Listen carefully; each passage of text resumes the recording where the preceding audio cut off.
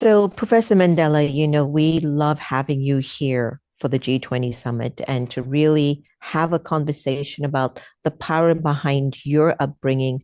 So many people, I think maybe they forget that it wasn't your great grandfather Nelson Mandela that actually raised you, but it was your grandmother and maybe many other women behind you. Could you tell us a Mhm. little bit about that journey and what you learned from those women who, in their right, lived their power? Well, I had two matriarchs. I called the different names. My grandmother, paternal grandmother Evelyn, I called her Hundu, which is a pet name, a Sotho pet name. And my maternal one, I called Oma, which is an Afrikaans name for grandmother. I mean, these two matriarchs, form the basis of who I am. My grandmother, Evelyn Hundu, was a devout Jehovah's Witness who was a no nonsense woman who taught me the value of working hard. The value of working hard, the value of having, integrity and principles. I mean, we grew up back in the day without watching TV because my grandmother felt that TV had adverse influence on children. And now, as a grandmother, I can see that, you know and it was the value of hard work. I mean, she ran a general dealer shop, and we had chores. From the time you wake up, you go to school, you come back, you eat, and when I come back, we had afternoon studies. We had a coal stove, those old coal stoves, and I had to start the fire because I was the eldest grandchild, and she taught me how to cook, and I would start dinner. So those are the principles. I mean, and also based on biblical principles, on decorum and how to carry yourself. Now, my maternal grandmother, it was more like a finishing school because she was more of a fashionista, how to carry yourself as a woman, how to walk straight and, hold your tummy in and she, back in the day, I mean, that was early 80s. She's the one woman that taught me that if you are obese, you can't wear horizontal stripes because they make you look bigger. You need to wear horizontal. You can't wear a lateral stripe. You have to wear horizontal stripe because lateral ones they make you look bigger, whereas horizontal ones they make you look more slimmer. So it was more like a finishing school and taking us, for shopping and also to restaurant.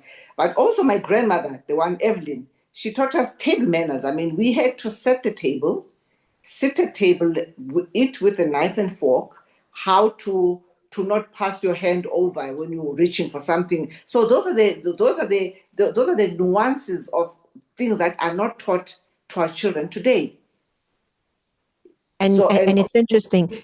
You might think it's a small thing, but it mm, actually develops a woman into her sense of regalness and integrity and power because you can mm, see she cares about the environment around her. So she puts things in place. She makes everything look beautiful for people to come and enjoy as well. So yeah. physical beauty, well met, well bred, good manners are some very key component that sometimes we struggle to see it in the young kids of today.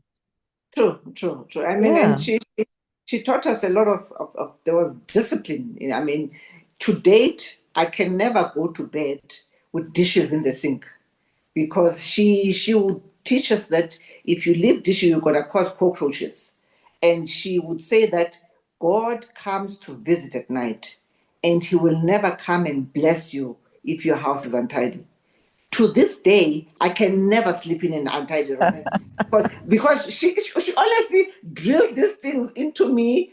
And I tell my children all the time, and they will roll their eyes. I said, "No, don't be rolling my eyes at me because this is how we were brought up." No, I think it's very good, and it's a big deal because we don't want a world filled with cockroaches. And I think it's Yeah, yeah, important that what she was it is actually important. teaching us is cleanliness is next to godliness, True. and that we definitely need to have more of that God energy in our journey. Was there anything that you noticed growing up with your matriarchal influences around you that you felt like when you grow up you won't do that? Well, it was more of being very strict with the children because I was a rebellious teenager, mainly because a lot of things I was not allowed to do.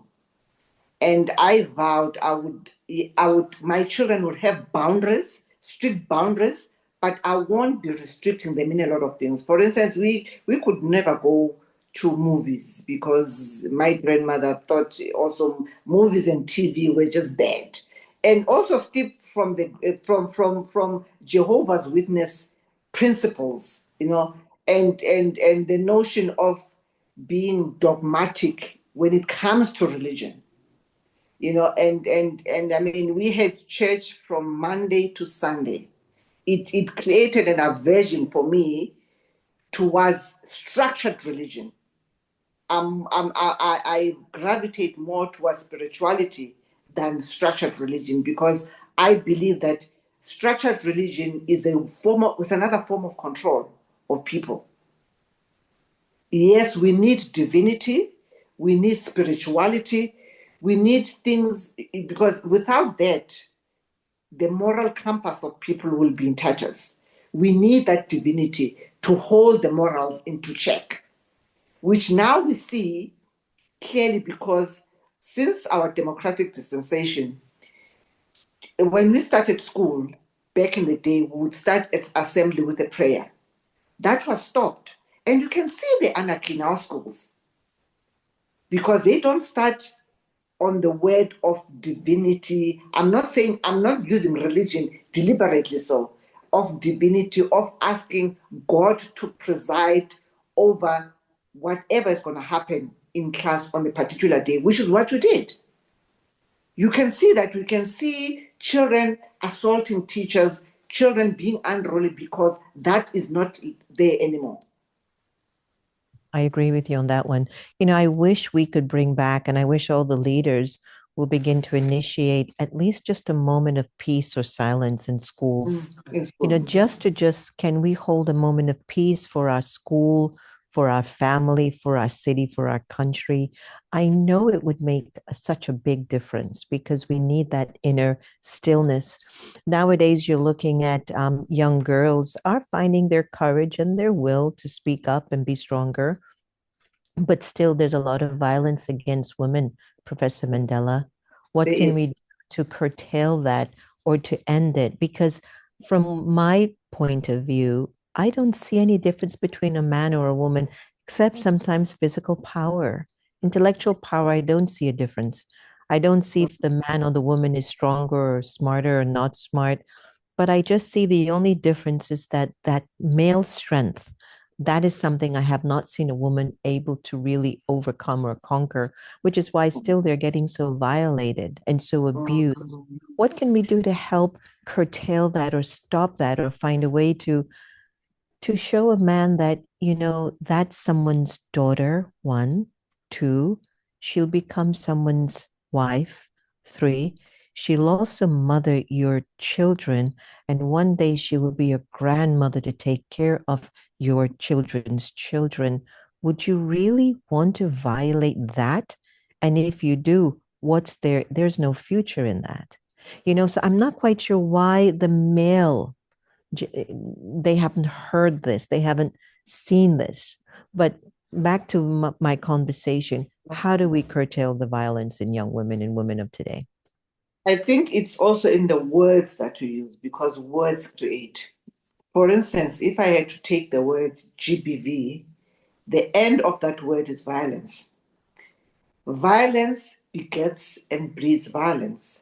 We need to state what is happening to women, not in a negative connotation, which GBV is. We need to state what we want to see.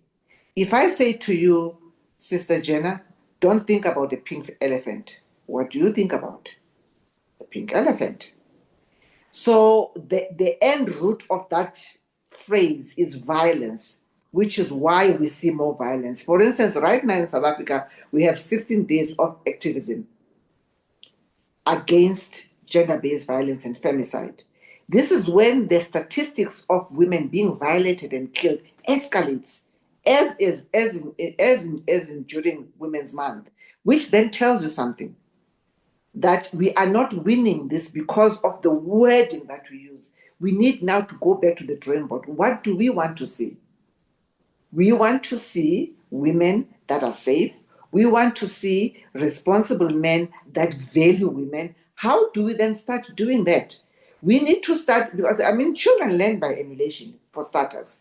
And also, you can't, we have a saying in my culture that, you know, you bend a tree while it is still a sapling, it's still young. You cannot change behavior once it's been crystallized into an adult.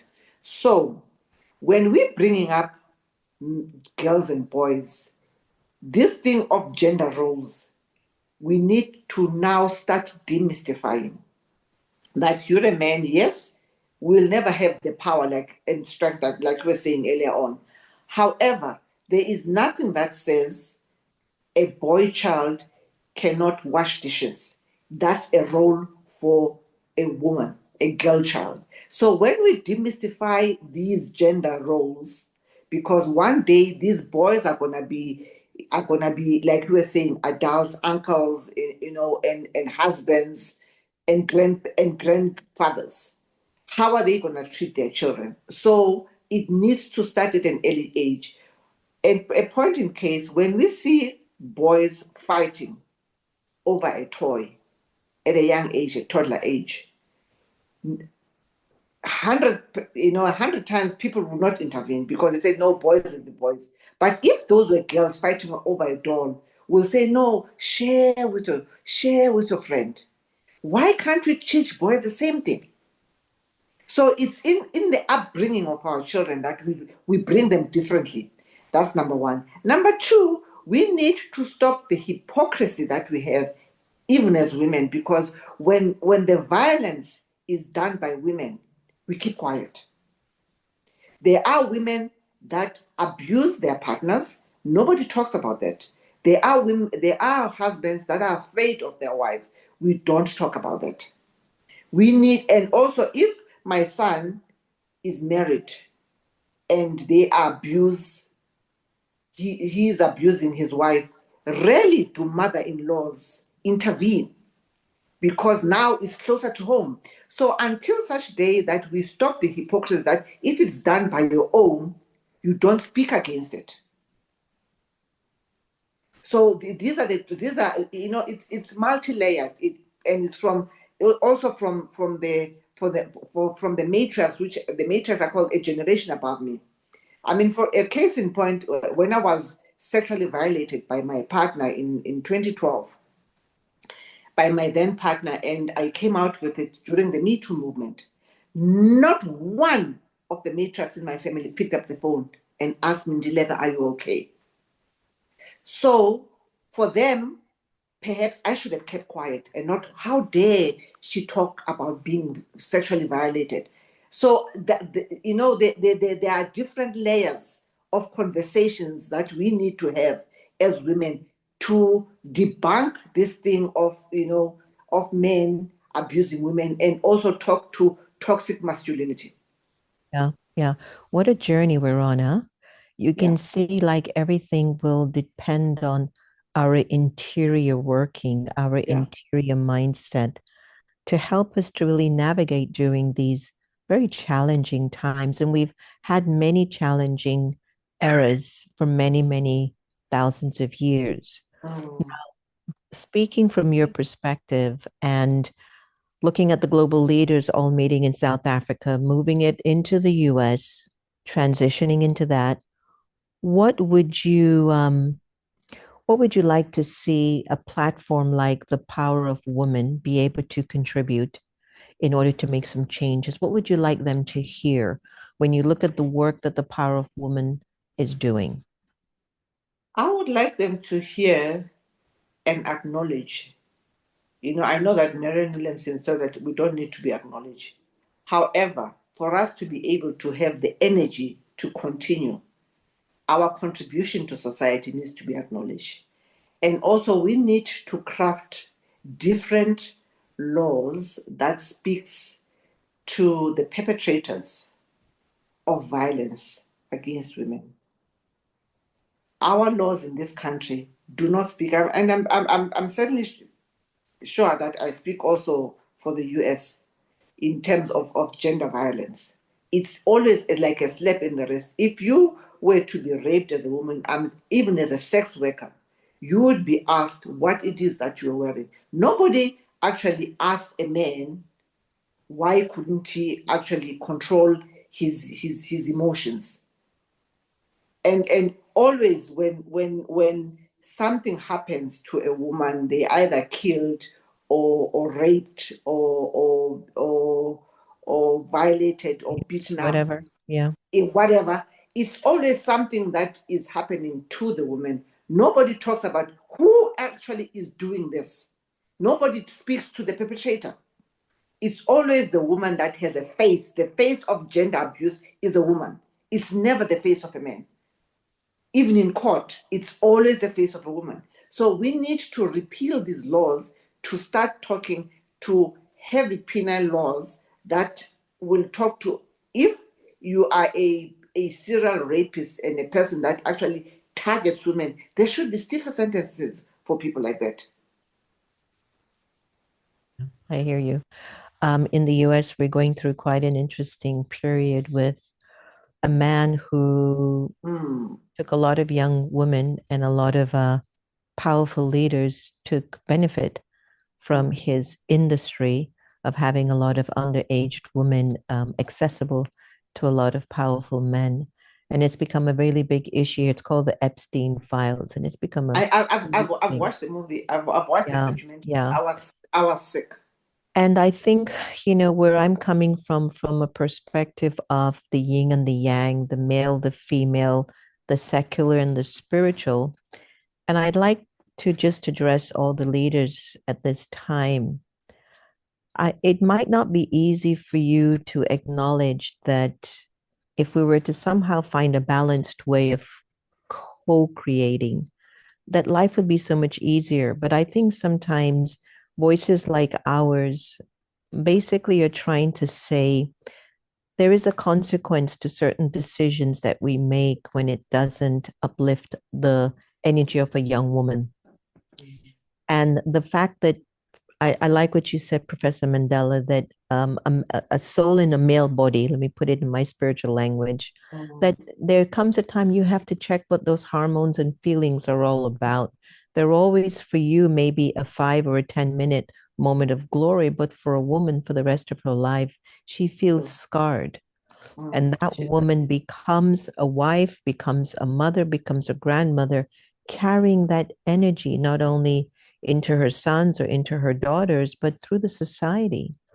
And so I'm just hoping that at some point leaders will come to some sense of maturity, that this energy of this desire of pleasure and dominance is short lived and really It is. quite small.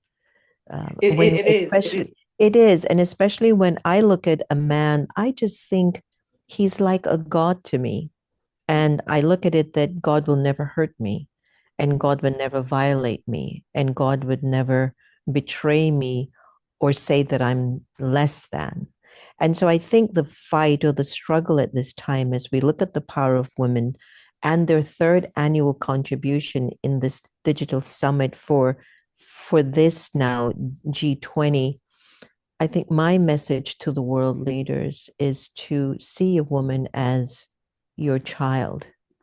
If you can start to look at a woman as a 2 year old, as a 1 year old, I think there'd be a kind of a purity and a kind of a reverence that would come over you, that you would start to recognize that when you empower a woman and bring them up, not only do you get richer, but your country flourishes. And I feel True, that true. that would be my closing message. Mm. Professor Mandela, I feel like I want to talk to you all the time, but I'm going to have to find some more time to sneak time with you. Yes, yes, yes, yes. But in a I mean, Sister nutshell, yeah, I mean, one of the things that, I mean, what you've said about, I attended just prior COVID. I went to Bangalore at Shri Ravi Shankar's ashram in Bangalore, and it was an International Women's Week conference. And we had panel session. In one of the sessions, there was a prime minister, a minister of women from Nepal, where they have criminalized spousal rape. And it was the first time that I heard about it, And I asked this woman, how did you achieve it? He said, and her words, I will never forget them. It says, because we found allies in men, because most times these laws are made by men. So it's time that you also, organization like yours, Power of Women, let's find allies in men, because they are. We do have them. I love that. Great ending point. Thank you again so much from all of us here. And definitely, I know the power of women are just really gleaming with joy. The Yes. fact that your contribution is playing Thank such a you. pivotal role in the G20 summit Okay. in South Africa. Thanks again Thank so much, you. and many, many blessings to you. Thank you so much. Okay, God Take bless care. you. Bye. Thank you.